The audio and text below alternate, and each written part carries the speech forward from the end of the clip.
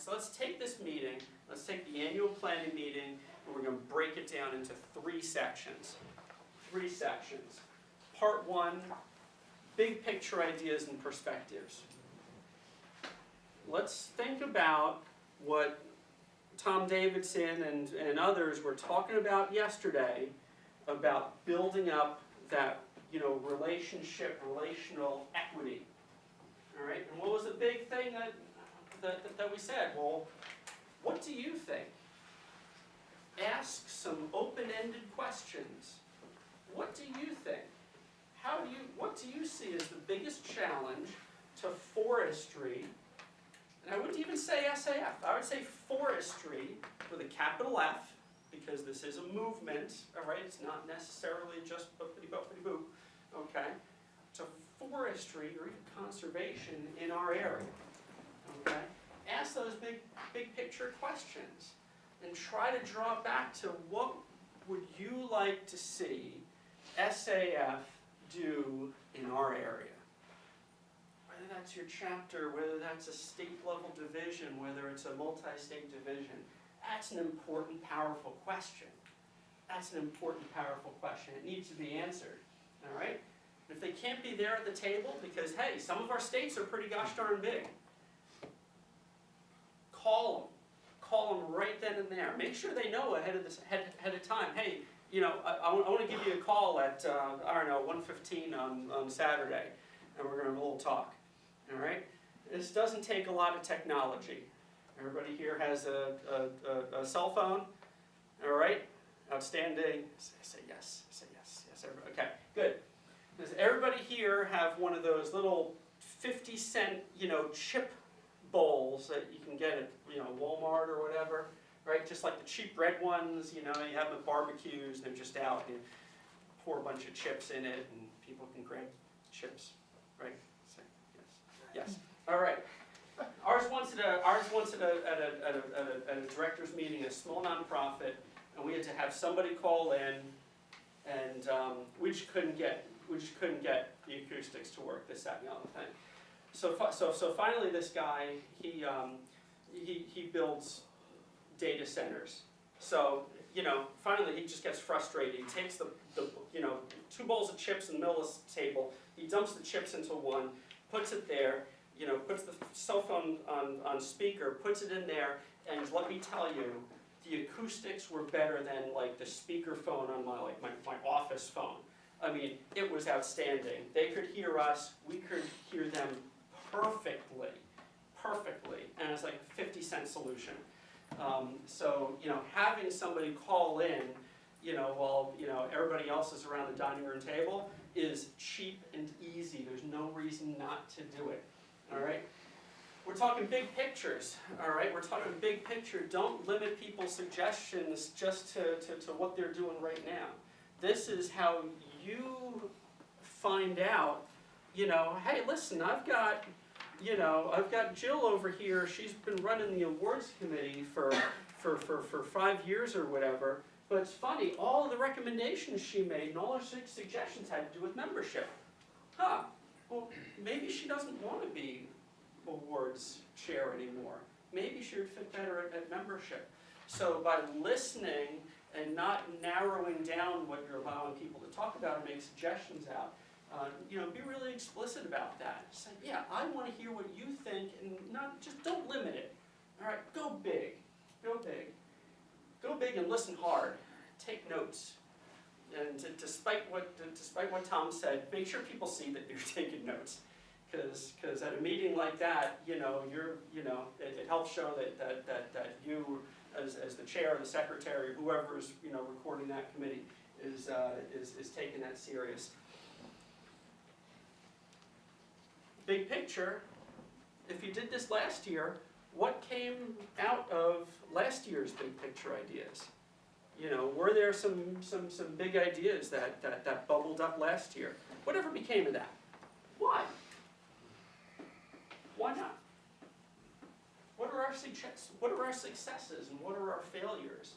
And hey, listen, we all have to make the hard decisions and think hard about what some of our shortcomings are and stuff like that. It's not necessary to belabor those failures. But just to understand, oh boy, we've tried to do, X for 2 years straight, and we keep failing at that. Maybe we should take a pass on it, or maybe we should recommend it to an allied organization. Maybe they'd be better at it. Who knows? You never know. But you've got to be able to accept, recognize successes and failures, and how can your SAF unit adapt? Do you need to kind of change things around on that advisory committee? Is it a specific failing? All right. Second part, we've thought about the big picture. We've come up with our list of things. Oh, we really want to do this. We really want to do this. Part 2 focuses on your advisory committees. And my strong recommendation is that you go through this committee by committee and just march your way down. Okay, who's the current chair of the committee? Okay, great.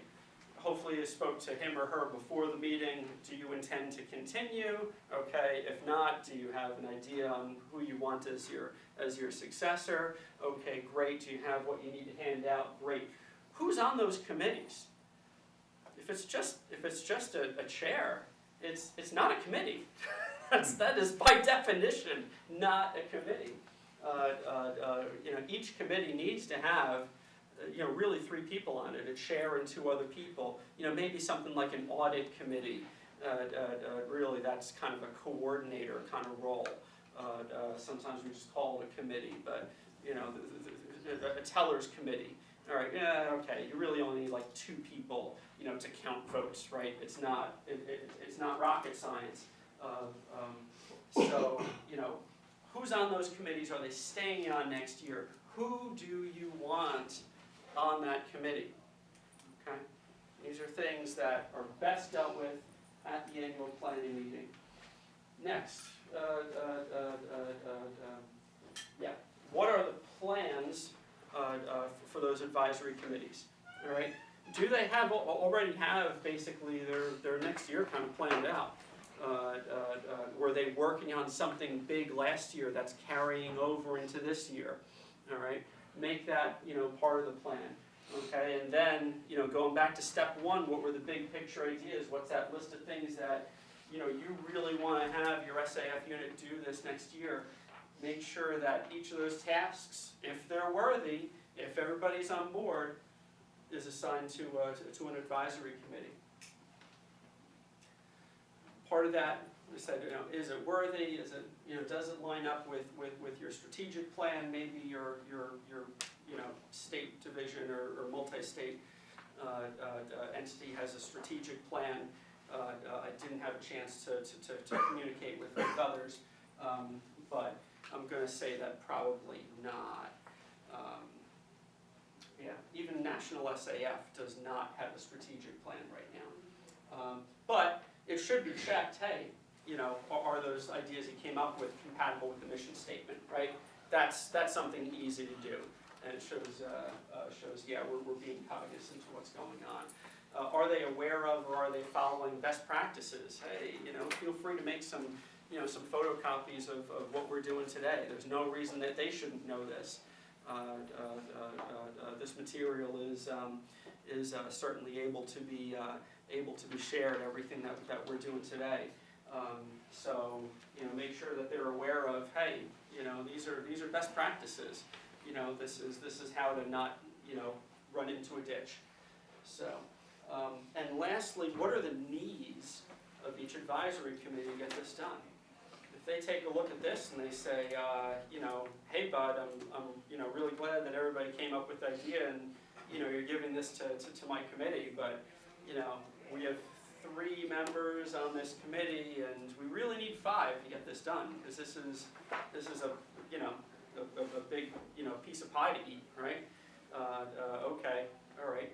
Now or we need to do a little bit more recruiting and some encouraging and some involvement and engagement to get them a little more people. They may turn around and say, that's a nifty idea, but just looking at this, I think that we're going to need $1,500 to get this done. We're going to need X, Y, Z. I can't get it for free. All right. So each of those are resources that they need in order to complete that project. All right? So we've taken out those big ideas, we're breaking down into smaller, manageable things. We can get more done because, again, we're not the everything committee. Where did that slide go? We're not the everything committee. Oh, I'm just going to go forward. All right, so part 3, last part of the meeting is the actual action plan. All right, the action plan. So you've heard from your key volunteers. You've engaged them, you've recognized them, hopefully. You know, they're hearing you, you're hearing them. You've got to guide it a little bit, but hopefully not, hopefully you're not being heavy-handed on it. It does need some guidance. Now it's time for some decisions to be made. All right? Return to those big picture ideas from the beginning of the meeting. Which ones will you attempt? Have they been properly accounted for? You know, are they in there? Does your local SAF unit need assistance, additional funds, this, that, and the other thing? Where are you going to get those funds from? Are there grant opportunities available? Short answer is probably yes, if it meets the mission statement. You know, we've got Foresters Fund grants, some of the state, multi-state society, they've got funding available for certain types of projects. So, you know, unless you're talking about a serious big ticket item, you know, there's going to be money out there. You just need to plan for it. Do you know how to get it? If you don't know, ask. All right? And everybody here should consider everybody at that table over there a resource. If you run into something, you know who to ask. Agreed? All right, good. Do you know who to ask? Develop a plan of action. So I really kind of like setting certain times for this. All right, you know, most of our members, they have December 31st as their renewal dates for their membership. So membership committee, hey, you know, in May, you know, you're going to report back to us that you called, called through the membership list or a certain percentage of the membership list to say, hey, how you doing? All right, great. You're going to do that in May. We'll hear about it at the June meeting or conference call, or you'll send us an email after it. Great. Okay. Now you've got a plan of action. Each of those things is not really a plan unless it has, you know, some kind of a date. When do you expect this by? All right. Even if it's something totally brand new that nobody's ever thought about before in your local unit. All right. When are you going to report back to me on this? And that's a fair question to ask. All right, well, we're going to chew on this for 3 months and get back to you. Okay, that's a plan of action. All right, ask them a leading question. You're going to get back to me in 3 months, right? Okay, good. Okay, so that is what's taking the big picture concept and turning it into an action plan. And lastly, set a budget. We're not setting it at the front of the meeting because we don't know what we're doing yet. Now we've set an action plan. Now we've heard from the various committees. Yeah, okay, you know, I need to make sure I, set aside $500 for the membership committee because they want to have a little barbecue or something, you know, as kind of a retention or just purely social event. You know, hey, how you doing kind of thing. Okay, great. Well, we need that. All right, good. All right, and you go through and you run down all your needs.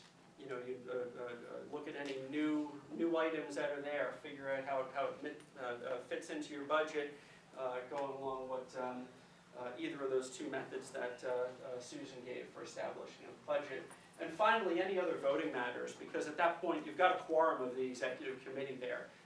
If you need anything voted on, then would be a really good time.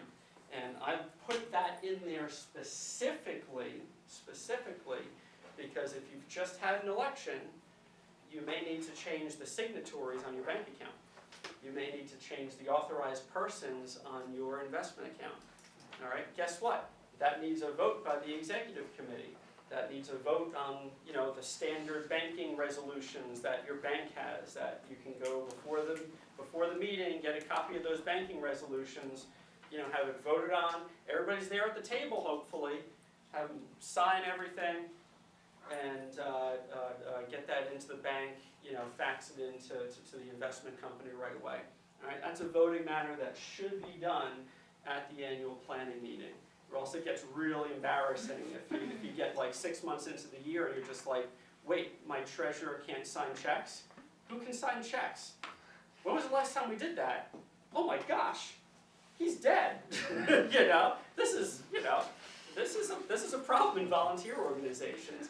We make light about it, we smile about it, but seriously, it's something that needs to be addressed. The annual meeting is the annual planning meeting.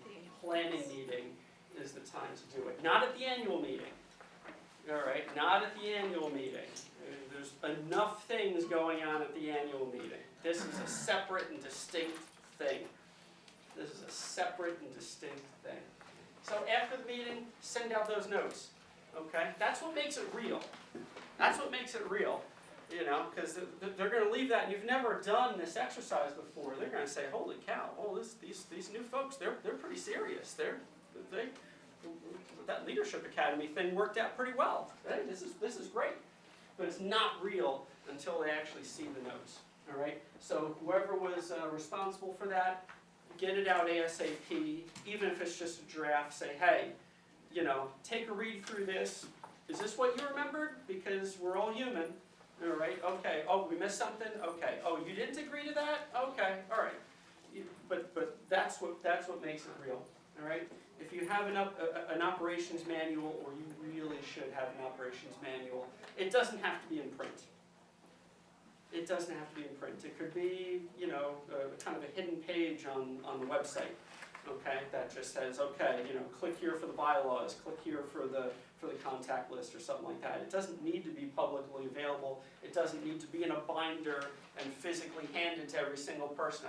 I can totally understand that's not really manageable when you're talking about Allegheny or New England or even New York. All right, it should be simplified. It's 2019. It's about to be 2020. We don't need. Well, this is valuable. This is great. You should keep this. But an operations manual, it can be a web page. It can be a web page. All right. Communicate in general terms with your membership about what's going on. All right. They have a right to be excited too. They have a right to feel good that they elected the right people in there. That SAF is really serving them. All right. And you don't have to be specific, but in general terms, bullet points, boom, boom, boom. Hey, if we can get this done this year, your executive committee, your volunteers, we think this is going to be a great year. And by the way, if any of this, excites you, contact so-and-so. All right, it can be that simple. Delegate the role of the chair. There's nothing saying that the chair has to be the one on top of every single advisory committee, right? If you have a chair-elect, they can have 1 or 2 plates spinning over here. If you have an immediate past chair, well, they can have 1 or maybe 2 plates spinning over there. Then the chair may only have 2 plates spinning in the air. And maybe he or she will smile. It's possible. We want our chairs to smile. We want them to not burn out, because burning out is a very real thing. All right. So the more they can kind of delegate out, yeah, I'm going to stay on top of the nominating committee. Yeah, I'm going to stay on top of membership. I'm going to stay on top of policy.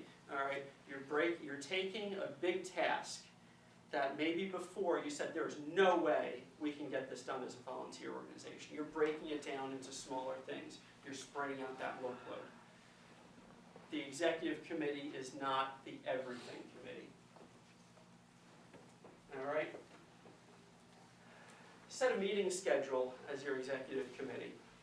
Set it right then and there, or shortly after the meeting. It doesn't have to be complicated. It can just be over email. All right, yeah, how does the 4th Thursday of the month, every other month sound? Does that work for you? Okay, such and such a time? Okay, all right, well, this and this date, yeah, we'll meet in person, but, all the others we'll conference call. All right, it's an easy way, it's an easy thing to do do, especially when you're working over distances. It's 2019. We have the technology. We can rebuild it.